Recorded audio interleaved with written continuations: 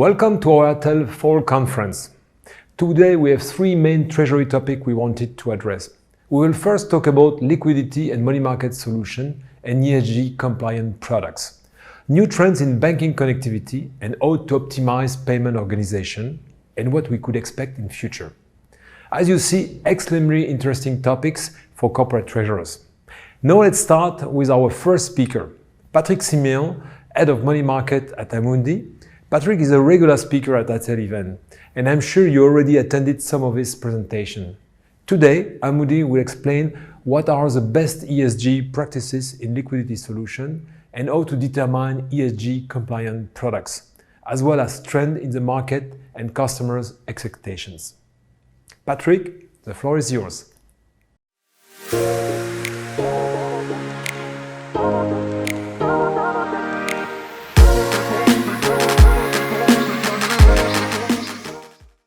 Good afternoon, everyone. My name is Patrick Siméon. I'm head of money market at Amundi. Since 2006, I'm in charge of building a very secured, very safe, and very liquid money market funds, heading a team of 6 portfolio managers, very experienced portfolio manager.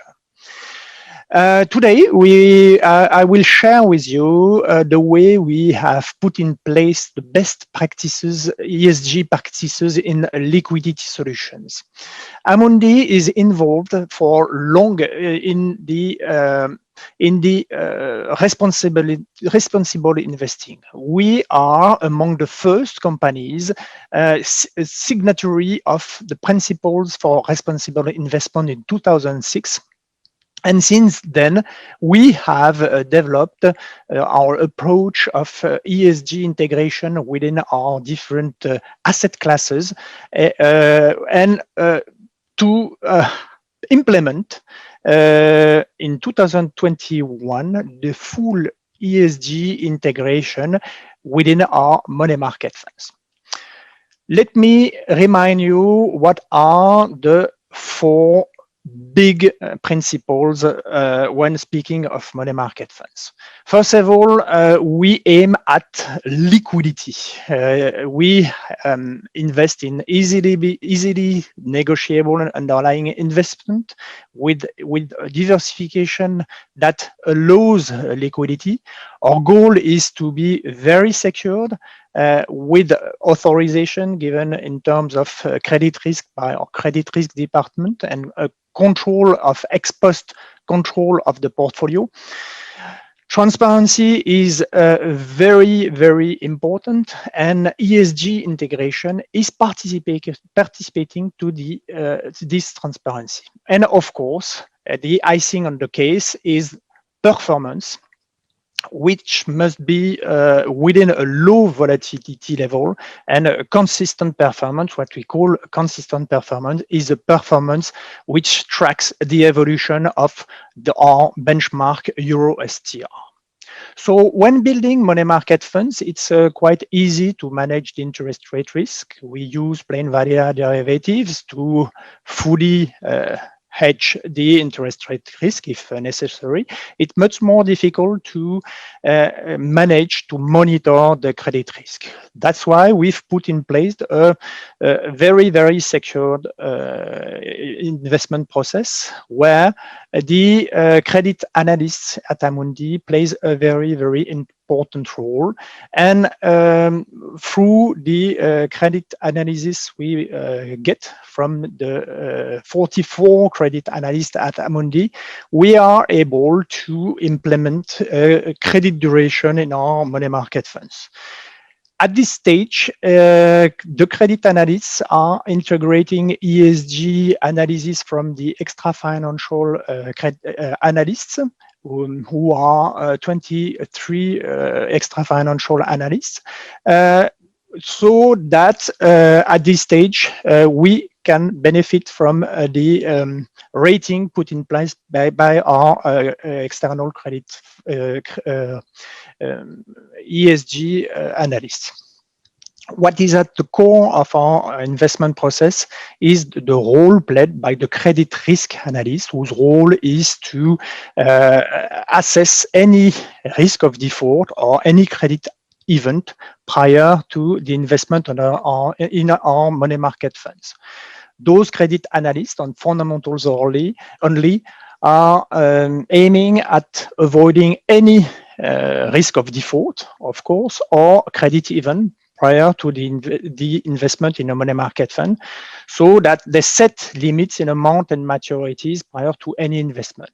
At this stage, again, those credit risk analysts take into consideration the rating put in place by our extra financial analysts, so that, for example, in terms of governance, we have, for the long-standing experience, we have found that poor governance can have impact in terms of credit risk, and that's why those credit risk analysts take into consideration in their analysis the result of the extra financial analysis in terms of governance within the granting of a limit to money market funds.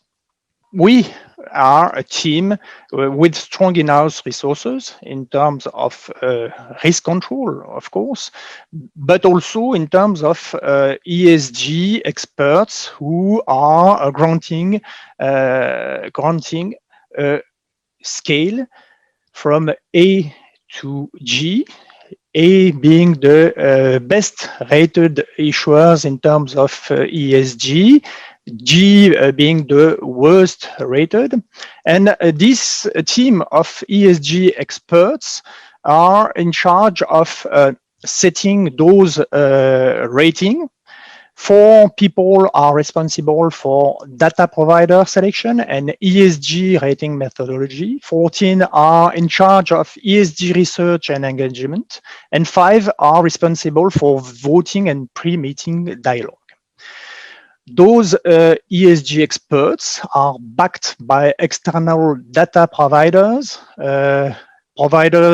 for the general scope, which are the different MSCI, Refinitiv, EthiFinance, Vigeo data providers. Some are more specialized in on controversies like MSCI, Sustainalytics or ISS. Some are specialized on climate, like Trucost. And all those external data providers enable our ESG experts to implement this proprietary rating from A to G by collecting an internal ESG database, analyzed this database, and with quality check done in 2 steps on an automated basis, and within the ESG analyst review that are implemented by our extra financial ESG analysts. So those ESG analysis are disseminated through our internal portfolio management tool and are implemented in our portfolios.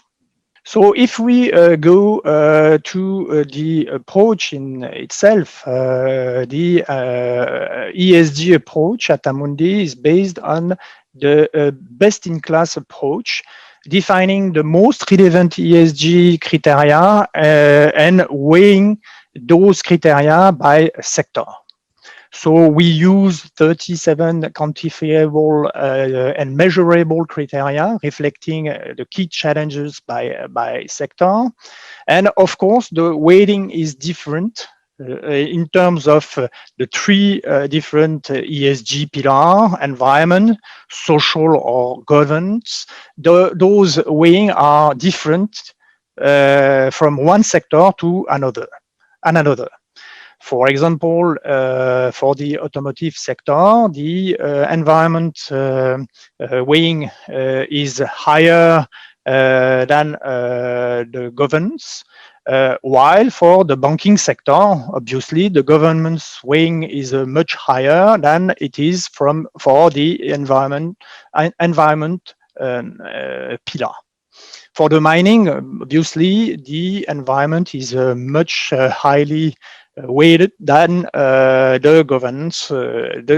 So when building the scale of extra financial rating or proprietary analysis, take into consideration the differentiation between the weighing on E, S, and G through the different sectors. We have a transparent and granular ESG rating system to build for each issuer invested in a portfolio to build the proprietary internal rating based on the three ESG pillar: environment, social, and governance. We take into consideration the data provided by the external data providers. We measure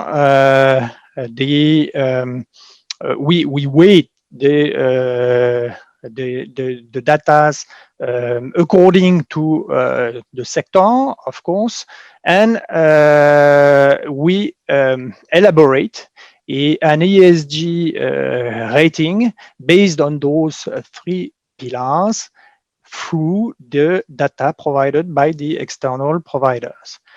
With the long-standing experience we have about external data providers, we better weigh the result provided by one data provider more specialized on environment than the one provided by a provider more specialized on governance.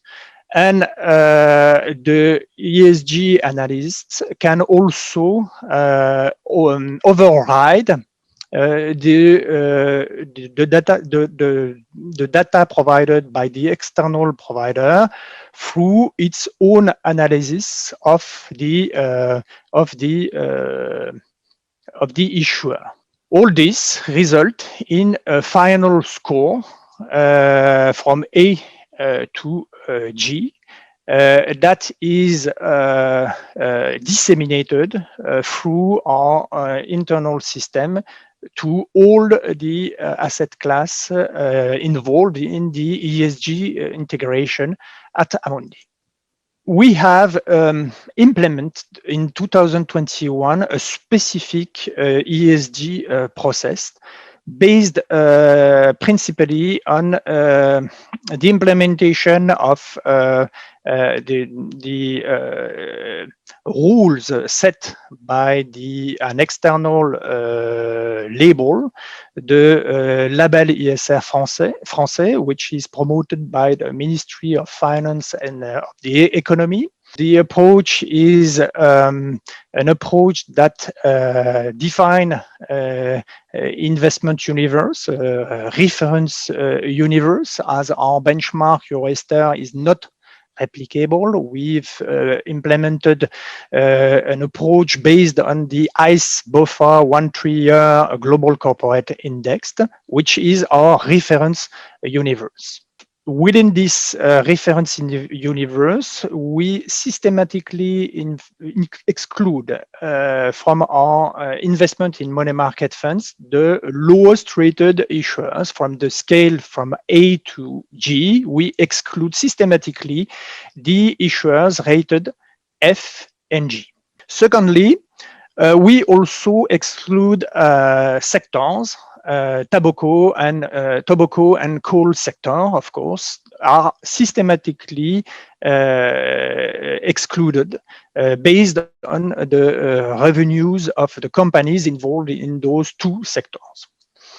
What we do is also to have an ESG rating of the portfolio which is higher than that of its reference universe, after excluding the 20% of the lowest rated issuers. The coverage rate of the portfolio must be 90%. 90% of the issuers invested in the portfolio must be granted an ESG rating. And we have also put in place 2 ESG impact indicators which are measurable. One is the carbon intensity of the portfolio, which must be lower than that of the reference universe, with again a minimum coverage of 90%. And the other one, which will have to be implemented by January 2022, is the respect for human rights, decent work, and freedom of association, which must be higher than that of the reference universe, and with a minimum coverage of 70% by 2022. So we have decided to implement this label ESR in our money market funds and through the whole liquidity range at Amundi. We think that this is a good approach to promote the ESG integration within an asset class, the money market asset class, which is not excluded from an ESG approach. We have an engagement policy with the different issuers. Even if those issuers are not on the equity market, they are involved in the short-term issuances, and we want to weigh on their behavior in terms of ESG, as we are big investors through the management of more than 110 billion euro. We consider that our responsibility is to make those issuers be aware of ESG, and through a consistent process that has been implemented, we are particularly involved in the promotion of the 3 pillars of ESG within our money market portfolios. So this integration, ESG integration, makes our funds being compliant with the Article 8 rule set by the Sustainable Finance Disclosure Regulation, implemented since March this year. Article 8 disclosure regulation is put in place for funds that, among other objectives, those other objectives are liquidity and security, also promote ESG characteristics within their management. We at Amundi have decided to implement this ESG process within the whole range of liquidity solutions. And of course, we think that in terms of engagement, considering the present market environment, this policy is fully participating to the transparency that we want to implement in this particular asset class, which for investors is quite important in terms of searching for liquidity and, of course, a high level of security. Thank you very much for your attention. Thanks a lot, Patrick, for your comprehensive presentation on what we qualify as a hot topic in Treasury and in general in finance. Let's move now to our second presentation by Kyriba, with Raphaël Adeline, Strategic Initiative Director, and Charles Lutran, Treasury Director at Criteo. This gentleman will talk about the new trends in banking connectivity and how to best connect to your bank partners. Raphaël, Charles, the floor is yours.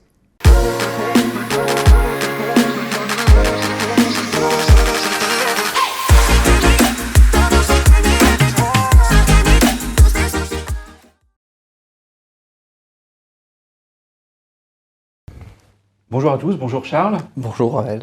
Nous allons aujourd'hui parler des nouvelles tendances de la connectivité bancaire et il nous semble intéressant de faire un retour d'expérience sur votre projet et sur l'entreprise Criteo.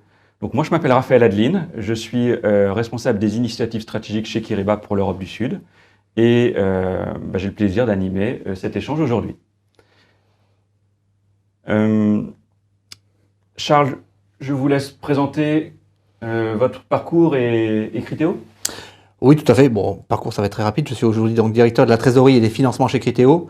Criteo est une boîte d'AdTech, donc une boîte technologique qui a été créée en 2005 et qui a réalisé un peu plus de 2 milliards de chiffre d'affaires en 2020. Comme mentionné sur ce très joli slide, nous opérons à travers 28 bureaux dans le monde et de façon plus importante, puisqu'on va parler de flux dans les minutes à venir, nous avons actuellement plus de 20 000 clients et plus de 15 000 fournisseurs dans plus de 100 pays dans le monde. Parfait. Et alors l'innovation est un point qui est aussi important pour Kyriba. Depuis la genèse, Kyriba innove sur son marché et l'innovation elle est portée aujourd'hui par plus de 800 salariés mais également 2000 clients qui sont répartis sur l'ensemble du monde. On travaille énormément sur les nouvelles technologies, la notion de big data, et ça nous offre aussi de nouvelles opportunités en termes de développement de nouvelles fonctionnalités et de nouveaux produits. Alors, j'ai une première question. Je voulais revenir sur la genèse de votre projet. Qu'est-ce qui a déclenché en fait votre volonté de lancer un projet de connectivité bancaire chez Criteo ? Le diagnostic a été assez simple. Nous avions un taux de croissance à l'époque de plus de 70%, avec un développement international à marche forcée.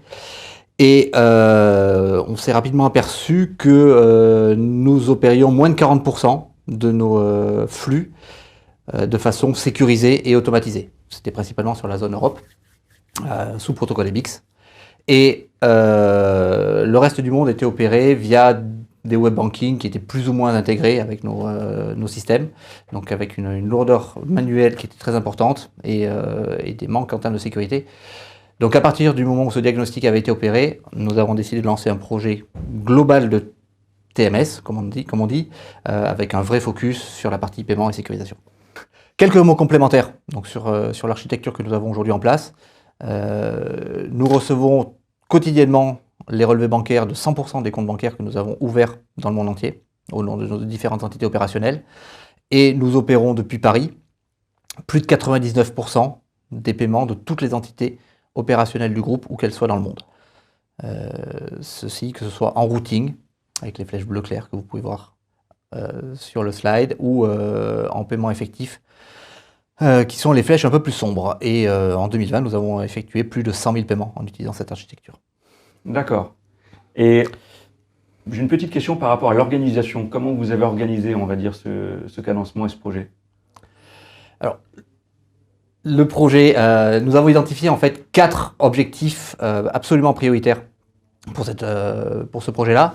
Je viens d'évoquer toute la partie paiement avec la sécurisation et la nécessité de pouvoir mettre en place une architecture nous permettant d'asseoir le développement international de la société. Chose importante également, c'est que de par notre actionnariat et notre cotation au Nasdaq, nous sommes soumis aux contraintes de Sarbanes-Oxley qui, en termes de lutte contre la fraude et de sécurité des opérations, est très très contraignant. On retrouve à la suite de cet objectif-là des objectifs assez traditionnels, malgré tout, de la mise en place d'un TMS, comme la mise en place de toutes les interfaces avec le système de RP comptable, pour faciliter la comptabilisation de toutes nos opérations financières. Évidemment, comme toute trésorerie, nous sommes en charge du résultat financier du PNL. Chez Criteo, ça passe principalement par toute la partie FX, parce que nous traitons plus d'un millier d'opérations par mois. Évidemment, toute la partie de résultats financiers relatifs à la dette et à nos placements. Et pour finir, tout un objectif qui évidemment consistait à développer et renforcer et faciliter la gestion opérationnelle de trésorerie quotidienne, y compris la totalité de nos flux intragroupes. Et une autre question, pourquoi avez-vous fait le choix de Kyriba? Tout d'abord, nous avons fait le choix avec notre département IT d'implémenter un outil SaaS.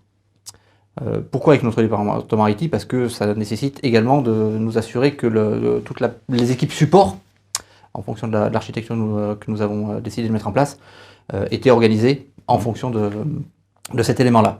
Ça, c'est assez important. Et puis, je vais réinsister sur l'aspect, la nécessité pour nous de mettre en place une architecture qui était à la fois robuste et tout à fait scalable d'un point de vue international, de par les ouvertures de pays qui, à l'époque, étaient au Canada, en Corée, en Inde, pour ne citer que celle-là. Très bien.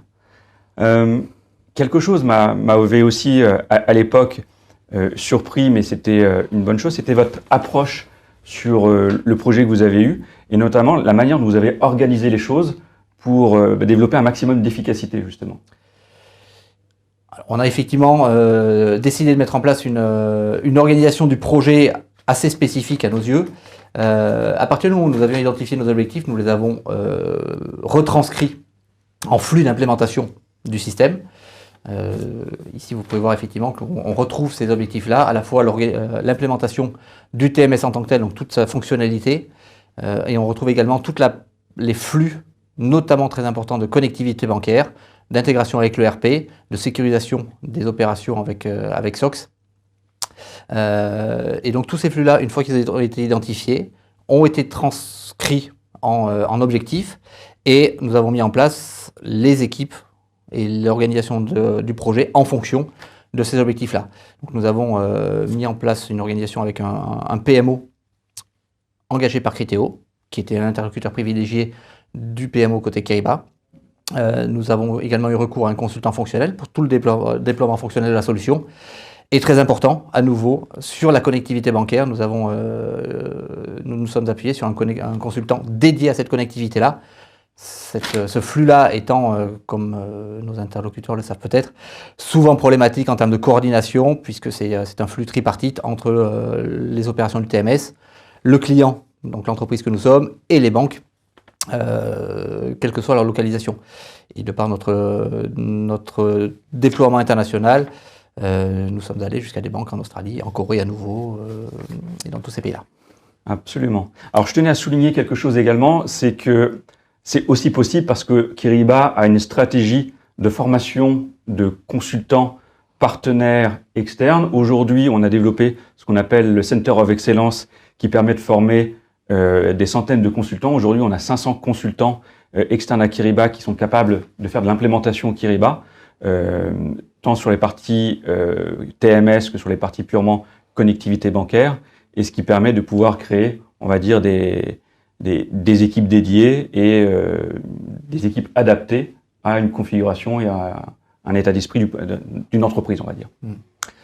Après, cela ne nous a pas empêché de devoir adapter forcément en cours du projet les différents flux. Et notamment, nous avons découpé nos lots bancaires en fonction de la réactivité de nos interlocuteurs dans les différents pays en deux, avec un premier lot prioritaire que nous avons appelé le lot A, qui a été mis en place en 9 mois en termes de projet, et un deuxième lot B qui a été mis en place 3 mois après, avec des banques pour lesquelles la mise en place de la connectivité était un tout petit peu plus compliquée, mais en moins d'un an, la totalité du périmètre était déployée. D'accord, donc 100% du périmètre déployé en moins d'un an. Est-ce que justement, vous pouvez un petit peu faire un focus sur l'architecture que vous avez mise en place et ce que ça vous apporte concrètement aujourd'hui? Oui, bien sûr, évidemment. Le choix fort qui a été fait et qui a été favorisé par le fait que nous avions la capacité de repenser la totalité de notre flux de paiement a été une centralisation très poussée de nos opérations. Un ERP opéré en centrale en France, un système de trésorerie, Kyriba en l'occurrence, également opéré par une équipe de trésorerie totalement centralisée à Paris, pour opérer la totalité des comptes bancaires du groupe, où qu'ils soient dans le monde. Nous n'avons pas une architecture de Payment Factory en tant que telle via une entité dédiée, mais nous avons une architecture de Payment Factory dans le sens où nous opérons depuis un TMS unique la totalité des comptes bancaires de nos entités opérationnelles, où qu'elles soient dans le monde. Et cette architecture repose donc sur une connectivité à la fois sécurisée et automatisée entre l'ERP, SAP et Kyriba pour la totalité des transmissions des fichiers de paiement, qu'ils soient fichiers plats, fichiers de routing, fichiers de prélèvement, c'est pas par exemple.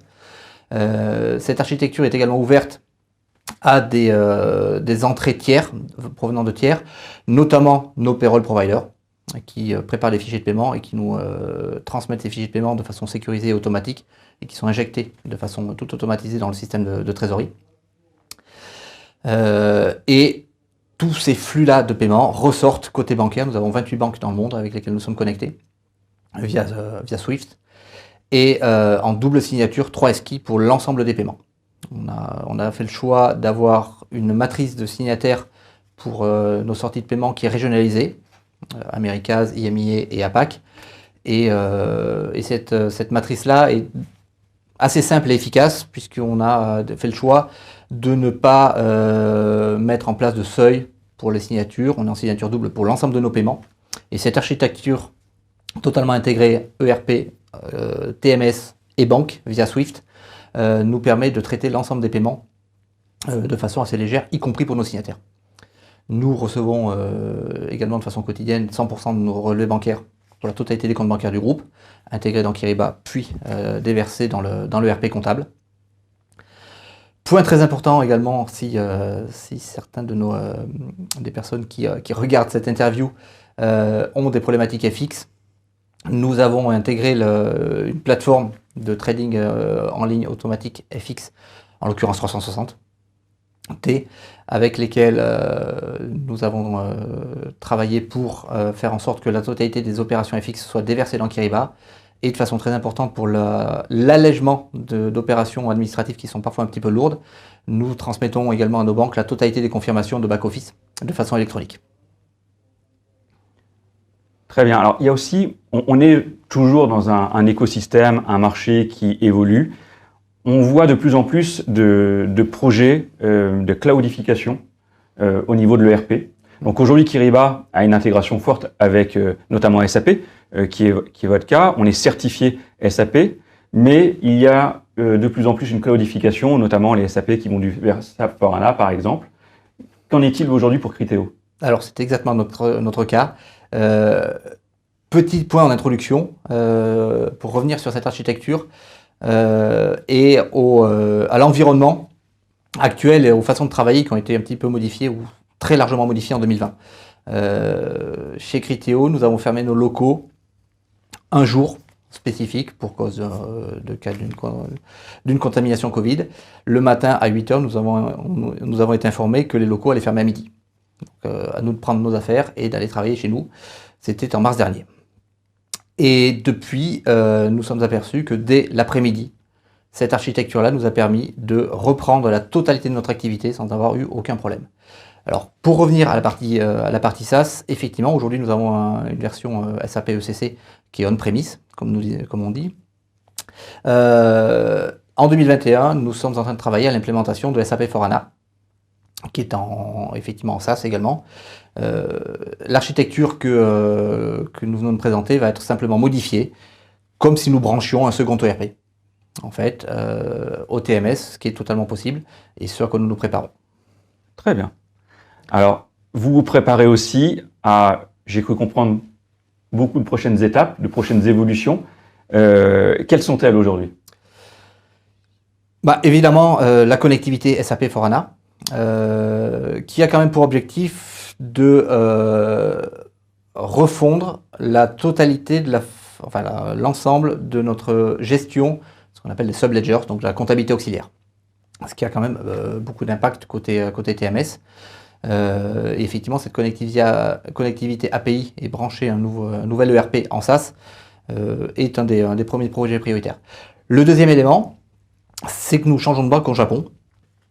Et à ce titre-là, nous allons nous appuyer sur la capacité Open Format que vous nous avez proposée il y a quelques semaines pour nous permettre d'accélérer d'être beaucoup plus réactif et efficace dans le déploiement de nouveaux formats bancaires, notamment avec notre partenaire au Japon.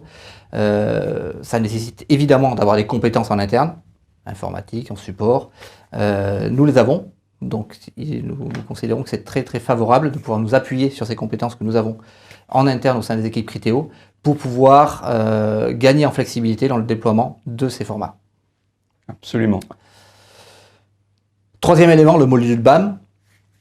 Autant j'ai pu me satisfaire de la robustesse et de la sécurité de nos opérations de paiement dans une organisation de travail à distance qui nous a été imposée en 2020, autant concernant la gestion des droits, des pouvoirs bancaires, je ne peux pas considérer que cela a été très confortable. Ça reste des opérations qui sont un petit peu lourdes, avec pas mal de paperwork, comme on dit. Donc la première étape pour nous va être de revoir la façon dont on structure et dont on organise cette gestion des pouvoirs et leur mise à jour au travers d'un outil un petit peu plus robuste que nos simples fichiers Excel de suivi, d'où l'intérêt d'avoir ce module BAM. Prochaine étape, on verra comment est-ce qu'on gère la relation et la réplication de ces droits-là avec les banques. Mais pour l'instant, sur 2021, nous focusons sur la partie BAM. Quatrième élément, Swift GPI. Comme je l'ai évoqué en introduction, Criteo est présent dans 28 pays, mais nous opérons dans plus de 100 pays dans le monde. Ce qui a pour conséquence de multiplier les flux internationaux pour nous. Et Swift GPI va nous apporter un certain confort dans le suivi de tous ces flux internationaux, à la fois à l'entrée comme à la sortie, avec un statut précis, avec un statut précis du paiement, avec une identification des différents frais qui sont prélevés au cours du process de paiement. Et nous comptons beaucoup sur Swift GPI pour améliorer la relation avec nos clients et nos fournisseurs à l'international, grâce à une meilleure visibilité. La cerise sur le gâteau, pour quelqu'un comme moi qui a vécu un closing d'acquisition un vendredi après-midi avec plusieurs dizaines de millions de dollars qui ont été égarés au milieu de l'Atlantique par la banque qui traitait notre fichier de paiement, cela devrait nous donner un certain confort si le cas devrait se reproduire, pour clairement identifier où se trouve le fichier de paiement et les flux associés. Très bien. Un nouveau sujet pour les banques, pour les corporates, ça va être l'ensemble des ce qu'on appelle nous les API avec les banques pour aller vers le monde de l'instant. Qu'est-ce que vous attendez de ces innovations-là, et d'après vous, qu'est-ce que ça va changer dans votre approche et dans votre métier? Alors, le côté instantané, effectivement, d'une connectivité API peut avoir un grand intérêt pour une société de tech comme nous, notamment pour identifier des flux à l'arrivée et permettre le lancement immédiat du service auprès d'un client dont le paiement aura été identifié de façon instantanée.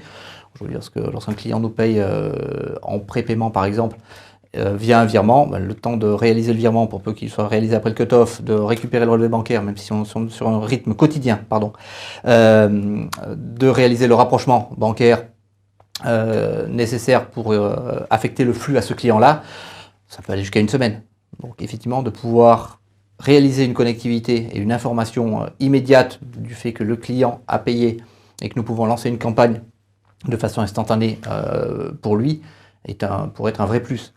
Également, sur les flux à l'arrivée, nous comptons nous appuyer sur des API pour grandement améliorer notre capacité de rapprochement ou d'allocation automatique des fonds à l'arrivée et d'être beaucoup plus performant sur cet aspect-là.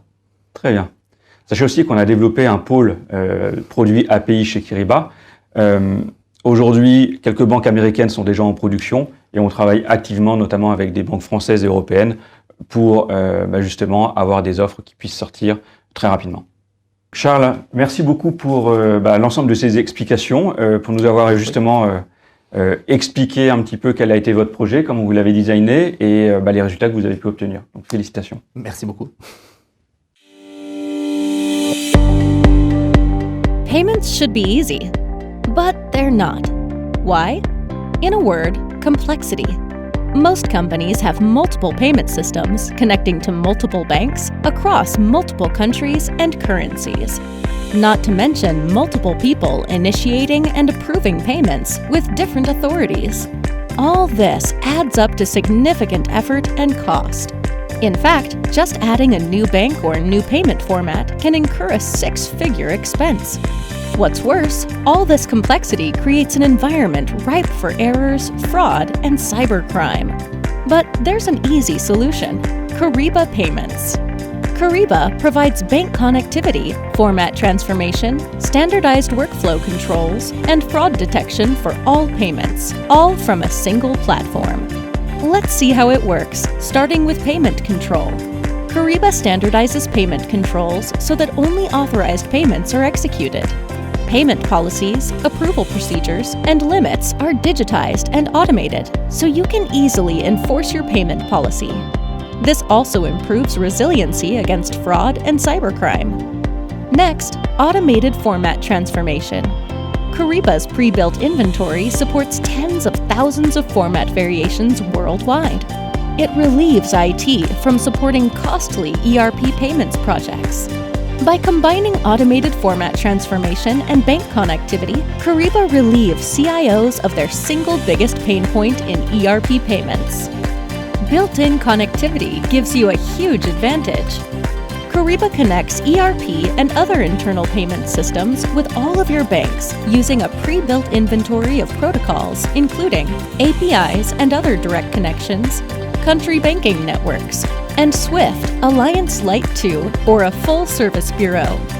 And finally, Kyriba runs compliance and fraud checks using sanctions list screening and real-time fraud detection. The savings add up quickly. Productivity, payment efficiencies, and fraud reduction create new value. Complexity? Gone. So now, payments actually are easy. Ready to learn more? Visit Kyriba.com to schedule a demo today.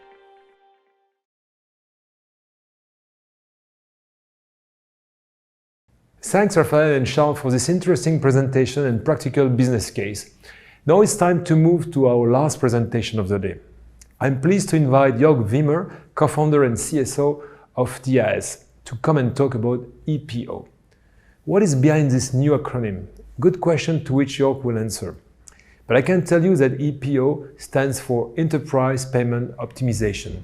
He will also answer how TIS envisions the future of payments. Jörg, the floor is yours.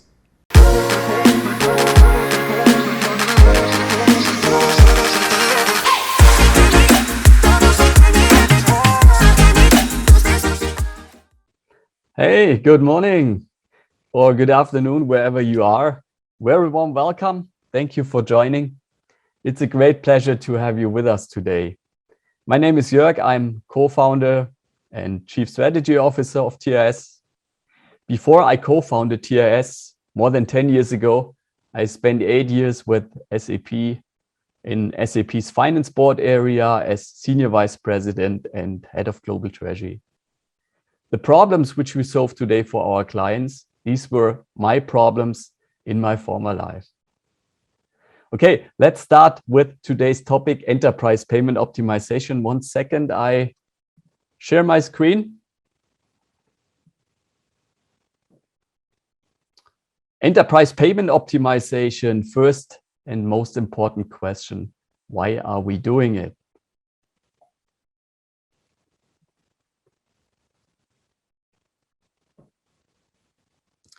Let's go a few years back first. TIS has always been an innovator and disruptor in the market.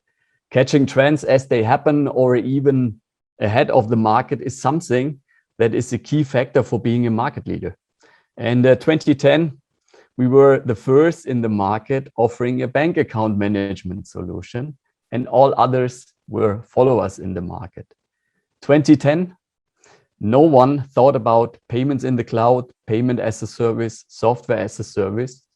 Today, this is standard. Nobody wants to invest in on-premise anymore. So our vision is reality. This makes us really proud. And we believe it's time for the next big thing, and this is enterprise payment optimization. So together with our customers, we reimagine enterprise payments, and we bring payments into a new dimension. EPO is a trend in the market, and we will believe this will be a standard. So to answer this question, why? Three main reasons. We want to capture and leverage a trend which we see in the market already unfolding. We want to future-proof our company, and last but not least, we want to deliver both excellence and innovation to our clients. What is enterprise payment optimization? Let me describe EPO from a customer perspective, head of treasury, head of accounts payable, CFO's perspective.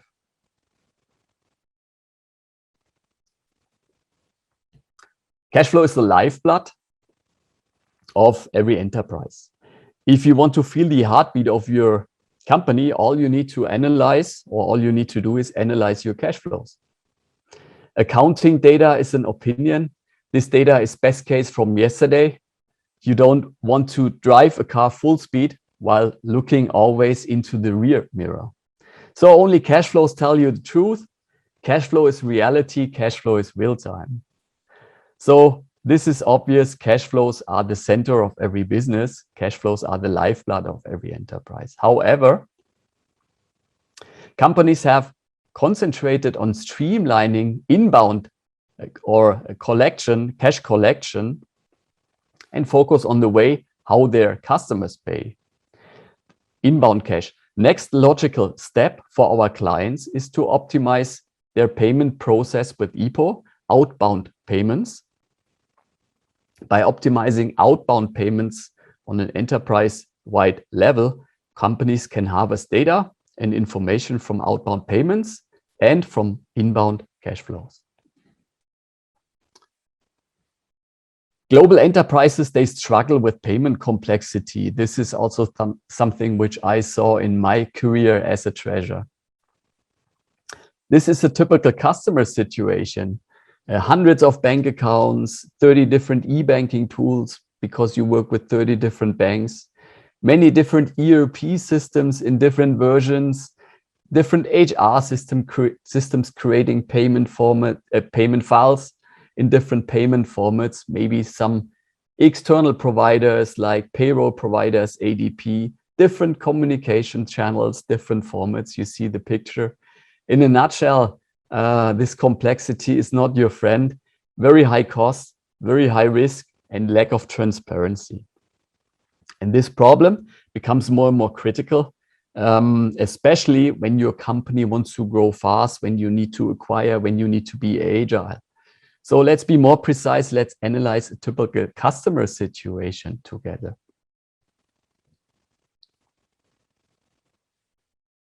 Let's start from right to left bottom. As an example, this customer, let's say it's a sports car manufacturer, and there is an execution layer, flow of goods. This execution layer is the production process. This is the core process, and this process is pretty much optimized, right? So there is a long tradition with the Kanban, just-in-time production, reduction of stock to optimize working capital, production processes, all the way from the supply chain through the stage of procurement, production, selling, and distribution. Those steps are pretty much aligned and very well organized. This, once again, is the core process. And company invested a lot to harmonize this information, workflow, production flow amongst these stages, created all these controls, and invested into the right technology. Different picture if we refer to the flow of cash, the lifeblood of the company. So this is somehow a surprise that the flow of cash has got little attention so far. Global organizations, they struggle to align all their enabling functions like treasury, compliance, payroll, procure to pay, order to cash. These processes are hardly integrated, and there is sometimes, that's based on our 10 years of experience, what we see in the market, there is little collaboration. So within this cash flow layer, data, organization, people, processes, they are in silos, they are isolated. Few precise examples. accounts payable and payroll, they both have their own payment systems and different processes. Doesn't make sense, right? Shared service centers are set up individually per region and only for accounting. Treasury does not, or Treasury does governance for the bank relations, but cannot control the payment process globally. Lack of visibility and control is a huge challenge. Think about payment risk if you don't standardize your process, or fraud risk in the payment process. Another good example, Treasury collects bank statements to analyze cash positions, but accounts receivable, they need the same information. They run their own statement collection process. And another good example, post-merger integration, acquisitions cannot be integrated easily. Okay, this brings me to the key message. Let's bridge the gap through an enterprise payment optimization layer. Companies, they have to be more agile and they need to be aligned to achieve their goals. So payment transactions, related processes, data, this is the key to this. Data is the new gold. I mean, you as a treasurer, you are sitting on a gold mine of data, cash flow data, and we help you to leverage this. So the question from a treasurer perspective, how can I optimally manage these flows? How can I minimize the risk, safeguard liquidity, and above all, how do I link these processes tightly together? So this is about EPO. This EPO layer, which you see here, this creates a supporting layer across our client's organization to align and combine and synchronize people, data, and processes. Obviously, our focus is still on payments and payment-related data, and this data is necessary to create value-added services via APIs. So this EPO layer, which you see here, this supports microservices and products that can be added and subtracted according to our customers' expectations and requirements. So solutions are based on our clients' level of their individual organizational maturity, which brings me to the next point. We have identified 5 critical capabilities which help to continuously improve the life cycle. Let's start with Connect. So EPO, once again, is something current and future customers urgently need. And with EPO, Enterprise Payment Optimization, we bring payments to the next level. And we will optimize the way how customers first connect to banks, to other best-of-breed vendors, how they connect their ERP systems to our EPO platform. ERP integration is very important, especially when you have different ERP systems. Second, collaborate. How you collaborate internally with your peers, accounts payable, accounts receivable, treasury, compliance. And this is very important. And external collaboration, how you collaborate with other clients, with other networks, with other best-of-breed vendors, payroll providers. So connectivity, collaboration. Third is pay. Optimize manual payments, automated payments, streamline the process, reduce fraud risk, and use single dashboards to have full visibility and control. At the end, you can manage what you see only. So those dashboards are really valuable. Then 4, analyze the data. As I said already, you are sitting on a gold mine of cash flow data. Leverage this data in the best interest of your company and in the best interest for your individual career. Probably EPO is a career booster for your individual career. And last but not least, improve how you work together. Don't stay in your ivory tower. Organize, be value creative, and support finance strategy. So what is your CFO's finance strategy? What is on his agenda? Try to support him. And at the end, try to support a business strategy and business transformation. So what comes next? Our enterprise payment optimization maturity model. This is our EPO matrix, where we combine capabilities. This is left-hand side, as discussed a few seconds ago, with maturity levels. This is the top level. Once again, EPO matrix. Every customer is in a different situation and obviously has a different level of maturity. And we can measure this level of maturity. So you can see here a customer which is isolated in the maturity stage, isolated, or which was isolated before he joined TRS.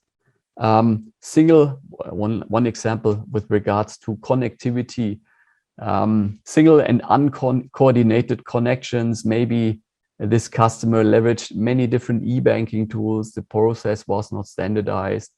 The teams were isolated, locally defined execution silos, lack of transparency. You see the picture. This is before TRS. So once again, every customer is in a different situation and has a specific level of maturity. And if you are keen to learn more about your specific enterprise payment optimization maturity level, there is also an EPO score on a scale between 0 and 100, which we can calculate for you or together with you. So if you are interested to learn more as a next step, feel free to send me an email or contact me on LinkedIn. We will analyze your current situation. This is the status quo or current state. We can discuss together a possible future states, current state, future state. There is probably a gap in between, and we can discuss how we create value together through our EPO maturity model. Probably this is also very helpful for your internal discussion with your CFO. So there will always be a need, a reason for our clients to optimize. That's clear. Acquiring a new subsidiary, starting a new business, adding a new country, rationalizing your banking landscape. And this cooperation is truly a journey. By the way, one point I wanted to make, worth to mention, we do have almost 200 happy customers. I have performed 70 pulse check calls, 30-minute each. And we do have good news. We do have a net promoter score on a scale between 0 and 10 of 9. Happy customers, and we have established, or we will establish, long-term relationships based on trust. And worth to mention, we deliver what we promise. That's the reason, one of the reasons why we have such a good reputation in the market. So our clients, they will realize that EPO is a continuous process because their organization is ever changing. And our goal is to become a trusted advisor in the area of EPO, remaining both relevant and instrumental to our partnership. Okay, this is EPO. This is Enterprise Payment Optimization. Once again, please get in touch with us to start a high-level quality discussion, how EPO creates value for your company and for yourself. Needless to say, there are some EPO white papers available on our website, including one content item worth to mention, written by François Masquelet, a former treasurer. So François describes EPO from a treasurer's perspective, where EPO is not only valuable for your company, but it could be a booster for your career in treasury as well. Thank you for listening. Take care and stay safe. Goodbye for now and see you soon. Thanks a lot, Jörg, for your presentation. Interesting new concept indeed. Before closing the fall conference, I wanted to thank again our 4 speakers, Charles, Raphael, Patrick and Jörg, but also our 3 sponsors, Kyriba, Amundi and TRS, for their long-standing support to our association. I hope you've enjoyed these presentations as well as I did. Before closing, I wanted to remind you our last 2021 conference in December. It will be on the 16th of December. It will be our winter conference, again in an hybrid format. Hope to see you all there, or at least you will get a chance to follow us online. Have a nice day and see you soon.